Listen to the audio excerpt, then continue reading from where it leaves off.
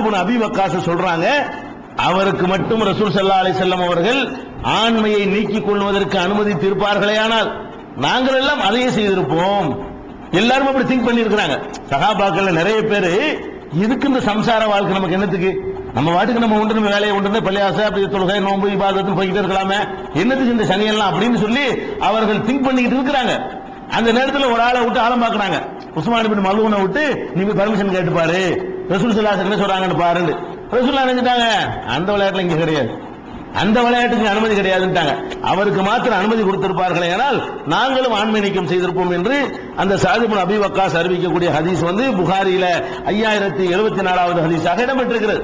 அதனால திருமணம் செய்யாமல் இருக்கிறது இதெல்லாம் சூபிசம் செஞ்ச வேலை. இஸ்லாத்தை கரெக்டான வடிவத்தில் புரிஞ்சு கொள்ளாம அல்லாஹ்வுக்காக நாங்கள் ஈடுபடுறோம் என்பதை அவர்கள் சுய இஷ்டப்படி புரிந்து கொள்கிறார்கள். அல்லாஹ் உனக்கு என்ன கடமையாக்கணும் அதைத்தான் செய்யணும். படைச்ச ரப்புல் ஆலமீன் அவன் தான் நமக்கு பசியை ஏற்படுத்தி இருக்கிறான், அவன் தான் அந்த உணர்வுகளை ஏற்படுத்தி இருக்கிறான், அவன் தான் பலவிதமான சிந்தனைகளை உண்டாக்கி இருக்கிறான். அவனுக்கு தெரியும் எதை கண்ட்ரோல் பண்ணலாம், எதை கண்ட்ரோல் பண்ணக்கூடாது, எதை அனுமதிக்கலாம், எதை அனுமதிக்க கூடாது. அல்லாஹ் என்ன செய்யறான், ஆசையை அறுக்க சொல்லி நமக்கு சொல்லவே இல்லை, ஆசையை கட்டுப்படுத்ததான் சொல்றான். ஆசை இருக்கக்கூடாது, அறுத்து எரிஞ்சிட்டு போ அப்படிங்கிற மார்க்கம் இல்ல. அதை ஹலாலான முறையில் செஞ்சுக்கப்பா.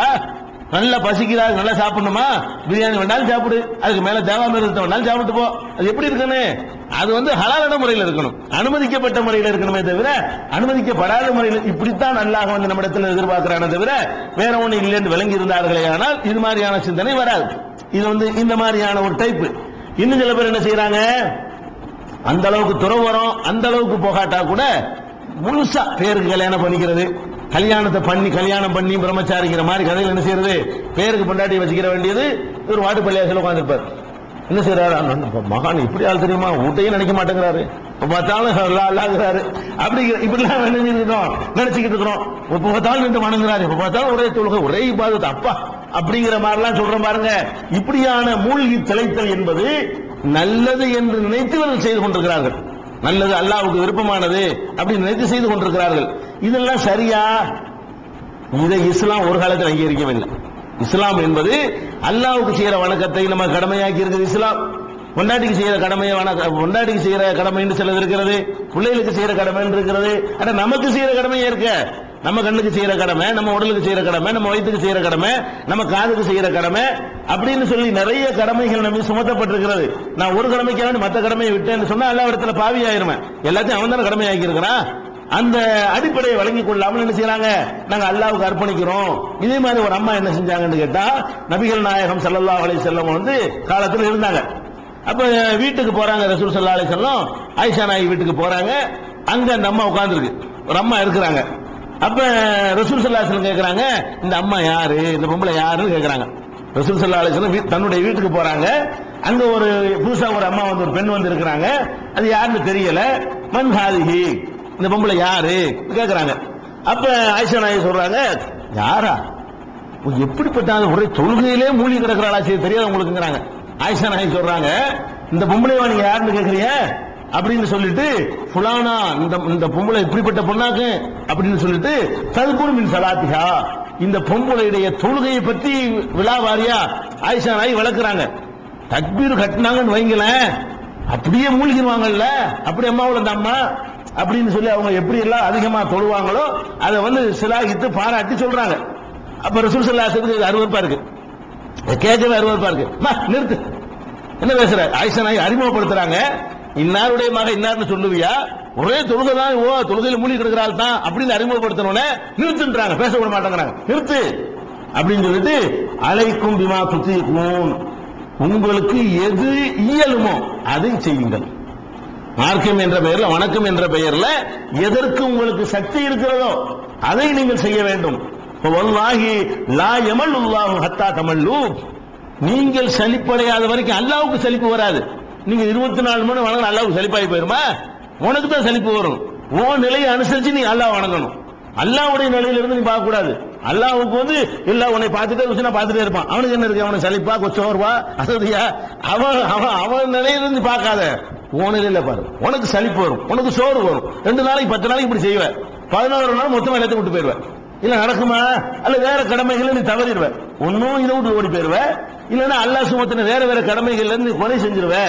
அப்படின்னு சொல்லிட்டு ரசூல் ஸல்லல்லாஹு அலைஹி வஸல்லம் கண்டித்தார்கள் என்ற செய்தியை புகாரில 43வது ஹதீஸில் பார்க்கிறோம். அப்ப இந்த சூபிசம் என்ற பெயரில நாங்கள் அல்லாஹ்வுக்காக எங்களை அர்ப்பணித்திருக்கிறோம் சொல்லிட்டு அளவுக்கு அதிகமா, அதாவது ஒரு மனிதனுக்கு எவ்வளவு கடமைகள் இருக்கு அதெல்லாம் மறந்து விட்டு இப்ப பார்த்தாலும் பள்ளிவாசல், எப்ப பார்த்தாலும் இந்த தஸ்பீஹ் மணி, எப்ப பார்த்தாலும் அல்லாஹ்வுடைய பாதை, எப்ப பார்த்தாலும் தப்லீக், எப்ப பார்த்தாலும் சில்லா, எங்க அவரே சில்லாவுல போயிட்டார். வீட்டுல போய் எங்க அவரே சில்லாவுல இருக்காரு, எப்ப கேட்டாலும் சில்லா, எப்ப கேட்டாலும் ரவுண்ட்ஸ். அப்ப வேற வேலையில் வேற வேலையில் இருக்கு இல்லையா? அப்ப ரசூல் ஸல்லல்லாஹு அலைஹி வஸல்லம் செய்றாங்க, இது எப்ப பார்த்தாலும் சில்லா, எப்ப பார்த்தாலும் தஸ்பீஹ், இதெல்லாம் ரசூலுல்லாஹ்க்கு பிடிக்கல. எப்ப பார்த்தாலும் தஸ்பீஹ் ஊட்டிட்டு இருக்க கூடாது.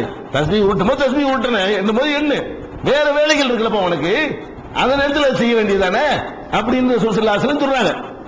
அதே மாதிரி இன்னொரு தடவை சொன்னார்கள், புகாரில 20வது ஹதீஸில் நீங்க பார்க்கலாம், இதா அமரகும் மினல் அமாலி பிமா யுதீகுன். மக்களுக்கு ரசூல் ஸல்லல்லாஹு அலைஹி வஸல்லம் ஆணையிடக்கூடிய நேரத்தில் என்ன செய்வார்கள் என்றால் அவர்களுக்கு இயலுமானதை தான் ஆணையிடுவார்கள். பயங்கரமானது சொல்லி நீங்கள் என்ன செய்ய வேண்டும், 7 நாள் 28 280 நாள் வர வேண்டும் சொல்ல மாட்டாங்க. ரசூல் ஸல்லல்லாஹு அலைஹி வஸல்லம் அவர்கள் மக்களுக்கு ஏவுனார்களே, ஆனால் அவங்களுக்கு எது சாதாரணமா முடியுமோ, மக்களுக்கு எது சாத்தியமாகுமோ, அவங்க பொண்டாட்டி பிள்ளை எல்லாம் கவனித்துக் கொண்டு அவங்களுடைய மற்ற கடமை எல்லாம் செய்து கொண்டு அதுக்கெல்லாம் குந்தகம் இல்லாத வகையில எது செய்ய இயலுமோ அதைத்தான் ஆணையிடுவார்களே தவிர பயங்கரமான ஒன்றை சொல்லி இதுக்கே அர்ப்பணிக்கிறேன்னு சொல்லி எல்லாத்திலையும் ஓட்ட வைக்கிற மாதிரி ரசூல் ஸல்லல்லாஹு அலைஹி வஸல்லம் ஏவ மாட்டார்கள். அப்போ சஹாபாக்கள் எல்லாம் கேட்கிறாங்க, இன்னா லஸ்னாக ஹைஅத்திக யா ரசூலல்லாஹ், அல்லாஹ்வுடைய தூதரே நீங்க நாங்க உங்களை போலவா, நீங்க கொஞ்சம் கொஞ்சம் அமல் செஞ்சீங்கன்னா உங்களுக்கு அது போதும் ஏன்னு கேட்டா உங்களுக்கு அட்வான்ஸ் எல்லாம் மன்னிச்சு விட்டான். சஹாபாக்கள் கேட்கிறாங்க, உங்க மாதிரி நாங்க கம்மியான அமல் செய்ய முடியாது, ஏன்னு கேட்டா உங்களுக்கு எல்லா போத்தையும் எல்லாம் மன்னிச்சு விட்டான், மன்னிச்சுன்னு அட்வான்ஸ் சொல்லிவிட்டான், நீங்க செஞ்ச அமல் பூரா உங்களுக்கு நன்மையில வர வைக்கப்பட்டு பாவம் ஒண்ணு இல்லாம போயிடுது, செஞ்சா கூட எல்லாம் மன்னிச்சிடுறாங்கிறான், எங்க கதி அப்படியா, அப்ப நாங்க நிறைய சேர்த்து வச்சுக்கணும்ல, அதனால எங்களுக்கு அதிகமா சொல்லுங்கிறாங்க. ரசூல் ஸல்லல்லாஹு அலைஹி வஸல்லம் இயன்றதை கட்டளையிடுறாங்க. சஹாபாக்கள் என்ன செய்யறாங்க, பத்தலைங்கிறாங்க. என்னங்க கொஞ்சம் கொஞ்சமா சொல்றீங்க, மகரிபுக்கு பின்னாடி 2 ரக்காத் தொழுகிறோம், 20 சொல்ல வேண்டியதானே, அப்படி உதாரணமா இந்த மாதிரி என்ன செய்யற, சுபுக்கு மணி 2 தானே, ஒரு 10 வச்சுக்கிற வேண்டியதானே, அப்படிங்கிற மாதிரி இதை கம்மி கம்மியா சொல்றீங்களே எல்லாமே, உங்களுக்கு போதும் எங்களுக்கு போதுமா, உங்களுக்கு பெரிய தரஜா இருக்கிறது, அதனால நீங்க ஒண்ணும் செய்யாட்ட கூட சொர்க்கத்தை எல்லாம் போட்டுருவான், எங்க கதி அப்படியா அப்படின்னு சொல்லி அவங்க கேட்கறாங்க. இத இன்னல்லாஹ கத் கஃபர லக மா தகத்தம மின் தம்பிக மா தஅഖர், உங்களுடைய முன்பாவம் பின்பாவம் எல்லாத்தையும் எல்லாம் மன்னிச்சிட்டான், உங்களுக்கு அது போதும் எங்களுக்கு பத்தாது, ரொம்ப சொல்லுங்க. ரசூலுல்லாஹ்ட்ட கேட்கறாங்க, ரொம்ப சொல்லுங்க, ரொம்ப சொல்லுங்கன்னு கேட்டா என்ன செய்யணும், இவர்கள் சொல்லக்கூடிய மார்க்கம் இஸ்லாத்தில் இருந்திருந்தால் இவ்வளவு உயர்வான கோரிக்கை வைத்திருக்கிறீர்கள், அற்புதமான கோரிக்கையாச்சே, இவ்வளவு ஆர்வம் காட்டுகிறீர்களே, சந்தோஷப்பட்டிருக்கணும்ல, சந்தோஷப்படல. ரசூல் ஸல்லல்லாஹு அலைஹி வஸல்லம் என்ன செய்யறாங்களா, கோபப்பட்டார்கள்.